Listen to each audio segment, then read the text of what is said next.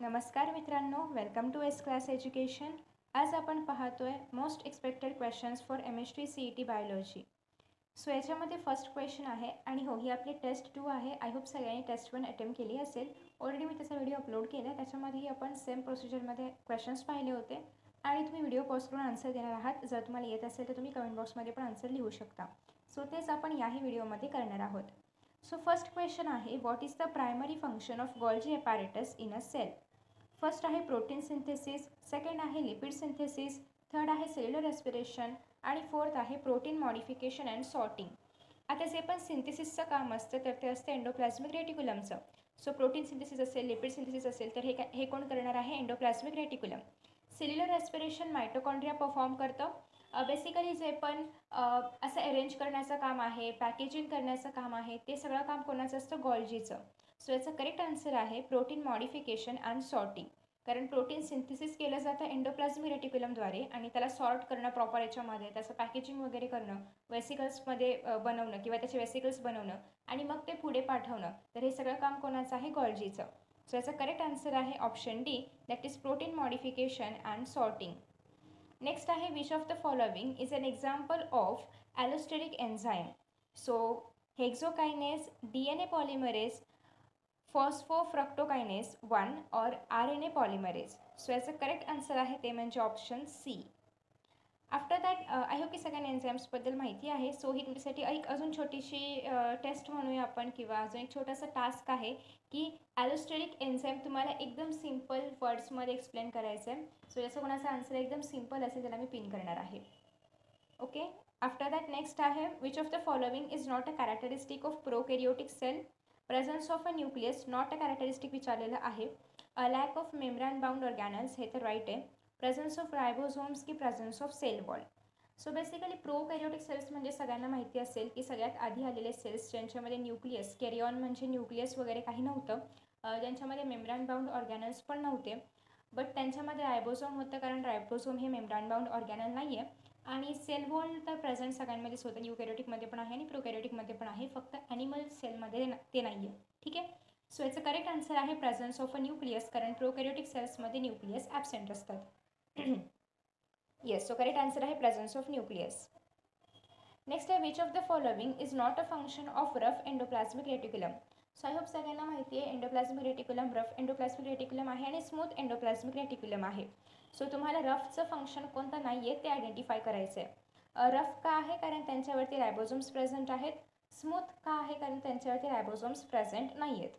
So A that is protein synthesis, B is lipid synthesis, C is protein folding आणि D is protein modification. आपण आत्ताच पाहिलं की जे फोल्डिंग मॉडिफिकेशनसारखी कामं आहेत ती कोणाची आहेत? गोल्जीची. सो रफ एंडोप्लाझ्मिक रेटिक्युलमचं काम आहे ते म्हणजे लिपिड सिंथेसिस करणं आणि स्मूथचं काम आहे ते म्हणजे प्रोटीनचं सिंथेसिस करणं. ठीक आहे. आफ्टर दॅट नेक्स्ट क्वेश्चन आहे, what is the role of enzyme RNA polymerase in transcription? So आपण ट्रान्सक्रिप्शन, ट्रान्सलेशन, ट्रान्सलोकेशन या सगळ्या गोष्टी पाहिलेल्या आहेत. सगळ्यात पहिल्यांदा ट्रान्सक्रिप्शनच येतं. ट्रान्सक्रिप्शन म्हणजे काय? तर आपल्याकडे ऑलरेडी एक DNA आहे आणि त्या DNAचा सिक्वेन्स आपल्याला रेप्लिकेट करायचा आहे किंवा कॉपी करायचा आहे. सो आपण DNAचा सिक्वेन्स कॉपी करतो आणि कशावरती कॉपी करतो? mRNAवरती. तर त्याला आपण म्हणणार आहोत ट्रान्सक्रिप्शन. मग त्या प्रोसेसमध्ये RNA पॉलिमरेजचं काय काम आहे? Synthesising RNA from DNA, synthesising DNA from RNA, breaking down RNA into nucleotides and breaking down DNA into nucleotides. So याचं करेक्ट आन्सर आहे सिंथेसिसिंग RNA. आपण mRNA बनवतोय कोणाच्या सिक्वेन्सपासून? DNAच्या सिक्वेन्सपासून.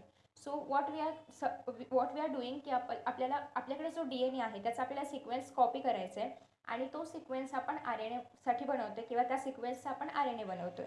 ठीक आहे. नेक्स्ट आहे, which of the following is an example of a competitive inhibitor?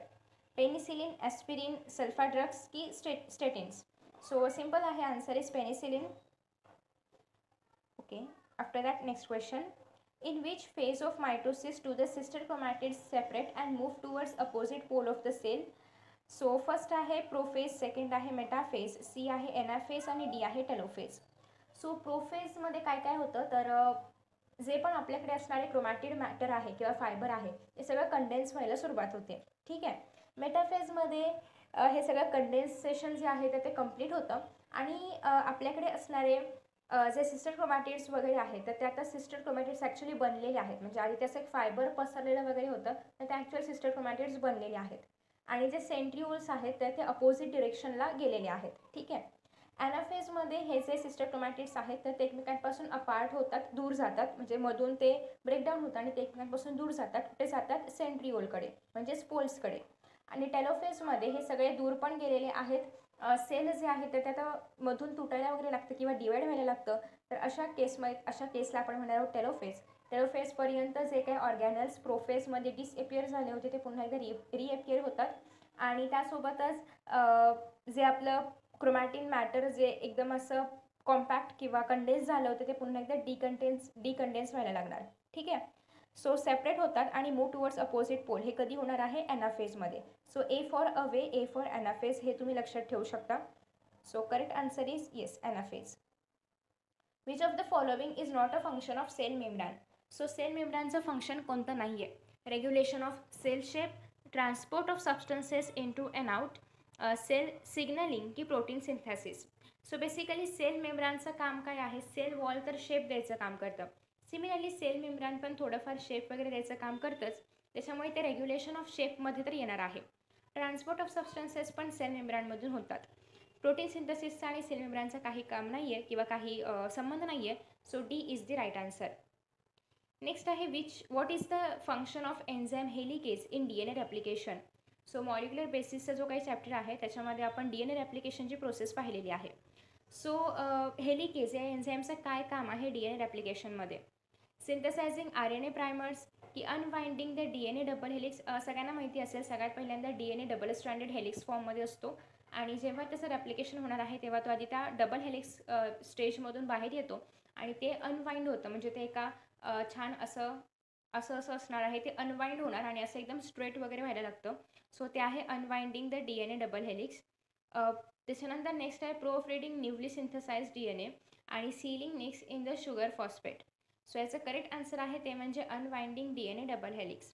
मित्रांनो, तुम्ही जर CVT तयारी करत असाल तर ऑलरेडी मी CVT एक्झाम काय आहे, कशी असते, हे सगळं काही इन्फॉर्मेशन अपलोड केलेली आहे. आय होप तुम्ही ते पाहिलं असेल. आणि तुम्हाला प्रिपरेशन करण्यासाठी काही बुक्स हवे असतील तर हे आहे ओस्वाल पब्लिकेशनचं NTA CVT क्वेश्चन बँक. आणि हे फक्त बायोलॉजीसाठी नाही तर इतर सगळ्याच विषयांसाठी पण अवेलेबल आहे. तुम्ही ज्याही कुठल्या विषयात थ्रू CVT देणार असाल तर त्या सगळ्या विषयाचे बुक्स अवेलेबल आहेत. सो बेसिकली इथे जर तुम्ही पाहिलं तर याच्यामध्ये कॉन्टेंट काय काय आहे.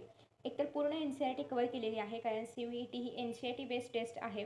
आणि याच्यामध्ये प्रत्येक चॅप्टरचे शॉर्ट नोट्स पण काढलेले आहेत. एकतर प्रिव्हियस इयरचे एक पेपर सॉल्व करून दिला आहे आणि त्याच्यानंतर शॉर्ट नोट्स वगैरे काढलेले आहेत.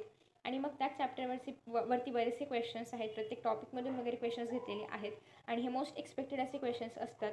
सो तुम्ही नक्की हे बुक फॉलो करू शकता आणि याच्यामधल्या क्वेश्चनची प्रॅक्टिस करू शकता.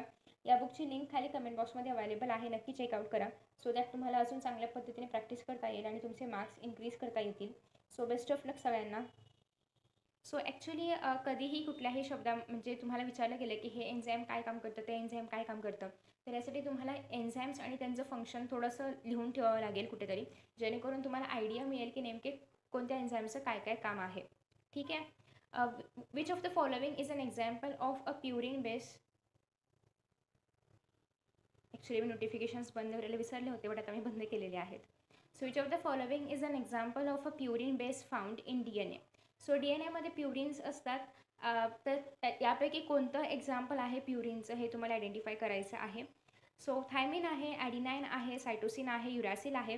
एकतर पहिली गोष्ट DNA मध्ये युरॅसिल मिळतच नाही त्याच्यामुळे ते ऑप्शन तुम्ही इझिली एलिमिनेट करू शकता. So correct answer is adenine. Thymine आणि सायटोसाइन पण तुम्ही एलिमिनेट करू शकता. ॲडिनाइन जे आहे तर ते आपण असं म्हणू शकतो की प्युरिन आहे किंवा ॲज अ प्युरिन ते आपल्याला DNA मध्ये वगैरे पाहायला मिळू शकतं. त्याच्यानंतर नेक्स्ट क्वेश्चन. नेक्स्ट क्वेश्चन आहे which of the following is a function of enzyme lysozyme. So lysozyme दोन्ही सेल्समध्ये आहेत, प्रोकॅरियोट्स आणि युकॅरियोट्समध्ये. सो लायझोझोमचं काम काय आहे? Breaking down proteins, breaking down lipids, breaking down nucleic acids आणि breaking down bacterial cell walls. So basically lysozymes हे काहीतरी ब्रेकडाऊन करायचं काम करतात. सो यांचं काम आहे की ते जे बॅक्टेरियल सेल वॉल आहे तर ते ब्रेकडाऊन करतात. लिपिड्स जे काही ब्रेकडाऊन करतात त्यांना आपण लायपो म्हणू शकतो किंवा येस लायपोज आपण म्हणू शकतो.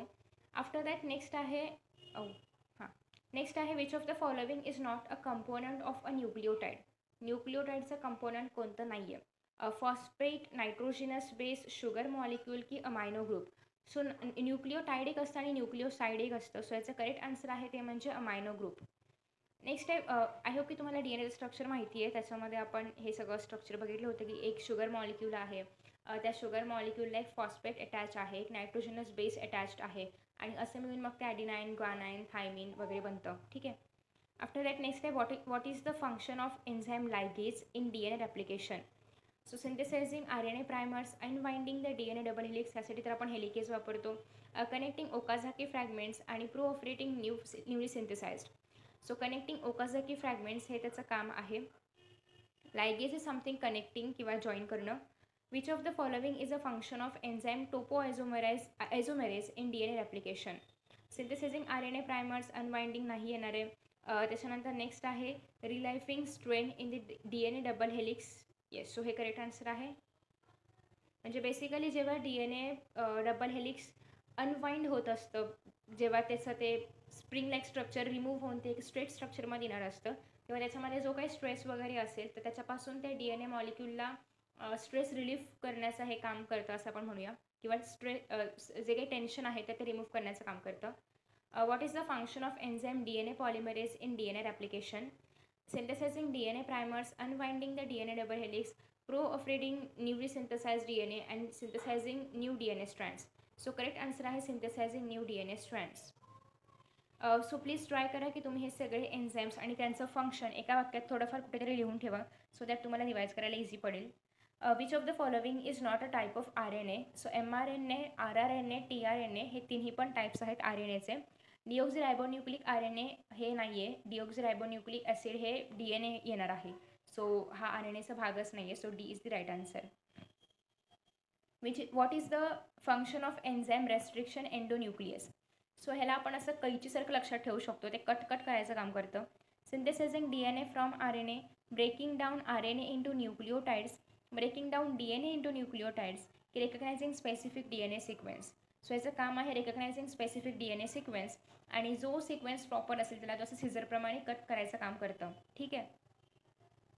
नेक्स्ट आहे which of the following is a function of the enzyme peptidyl transferase.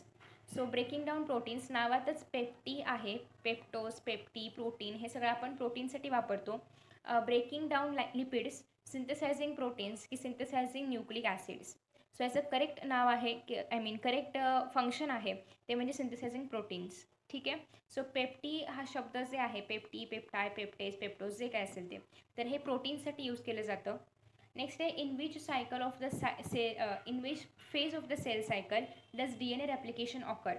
So G1 phase, S phase, G2 phase की M phase. So actually D N A replication S फेजमध्ये होतं. So S phase is the correct answer. So in this way आपण या व्हिडिओमध्ये 19 questions पाहिलेले आहेत. I hope की तुम्हाला हा व्हिडिओ आवडला असेल. त्यासोबतच ह्या सगळ्या क्वेश्चन्सचे आन्सर्स तुम्ही स्वतःहून कमेंट बॉक्समध्ये लिहिले असतील, आणि तुमचा स्कोअर किती आहे आउट ऑफ 19 हे पण मला नक्की सांगा. ॲक्च्युली 20 क्वेश्चन्स घ्यायचे होते, बट ठीक आहे, आपण नेक्स्ट व्हिडिओमध्ये अजून एखादा एक्स्ट्रा क्वेश्चन नक्की घेऊया. सो आय होप की तुम्हाला अशा प्रकारचे व्हिडिओज बघायला आवडतील. Thank you so much for watching this video and see you in the next video. Bye bye.